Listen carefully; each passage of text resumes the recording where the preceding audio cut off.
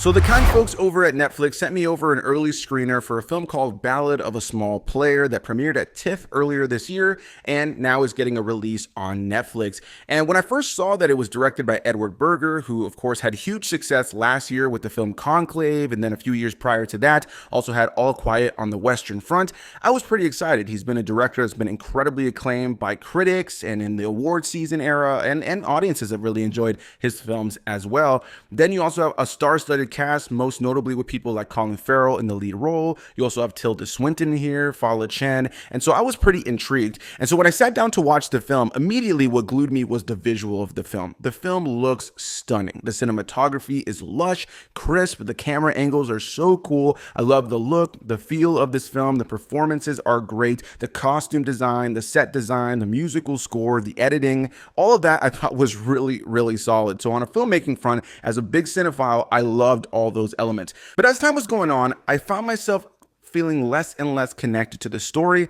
And I think it's because it's the kind of movie that creates a really interesting idea immediately. You're following this guy who is addicted to gambling and who is giving in to every impulse and is just giving in to excess, whether it be eating, whether it be alcohol, whether it be money debts, whether it be, gambling in general. This is a movie about somebody who's spiraling, and it's a genre and a subgenre of storytelling that we've seen many times before. And it can be done very well, especially with a great lead performance. And you definitely have that with Colin Farrell here, but it's one of those kind of movies that's so well paced that by the time you get to the end of the film, it doesn't feel like the film was overly long, but you get to the end and you just feel like not an abundance has happened. The first 20-30 minutes of the film really had me glued to the screen. I was excited to see where it was going to go. I thought the performances were great. I thought that the setup of the story was great, and kind of getting a peek behind the curtain of the mind of an individual like this is always interesting. But at a certain point, by the time we get to the latter part of the film, I feel like we're just kind of mulling over the same things. And on one hand, I could appreciate the cyclical nature of the lifestyle that somebody like this would lead,